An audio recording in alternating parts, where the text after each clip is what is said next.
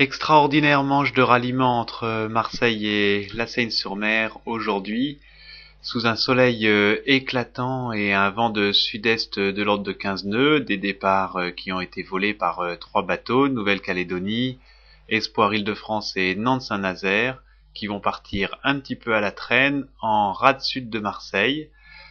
Le premier à passer la bouée de dégagement, c'est Courrier Dunkerque. Il est suivi comme son ombre par Elsimine Marseille et les bateaux se dirigent vers l'île de Mahers, qui ferme la rade de Marseille à son sud.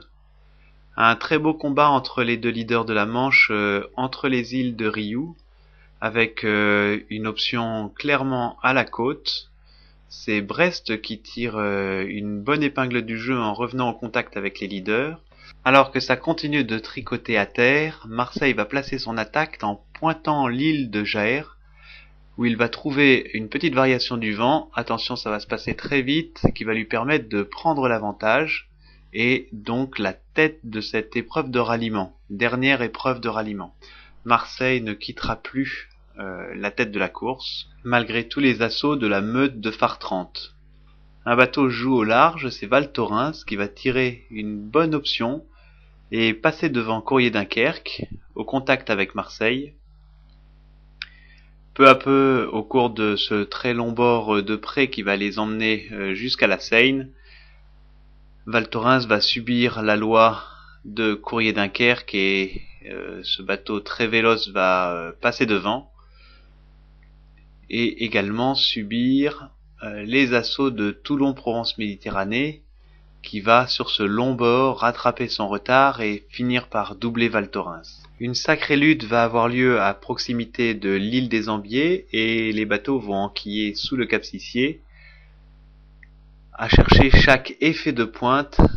Les virements de bord vont être très nombreux et consécutifs. Val Thorens vient de se faire passer par Toulon-Provence-Méditerranée et les bateaux cherchent chaque pointe sur le cap Sissier. Les bords durent très peu de temps, sont très courts.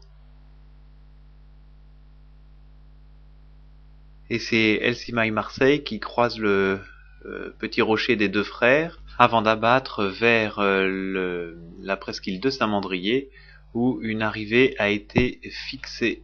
Elsimay Marseille coupe la ligne d'arrivée après 6 heures de course, devançant son principal rival Courrier Dunkerque de environ 3 minutes.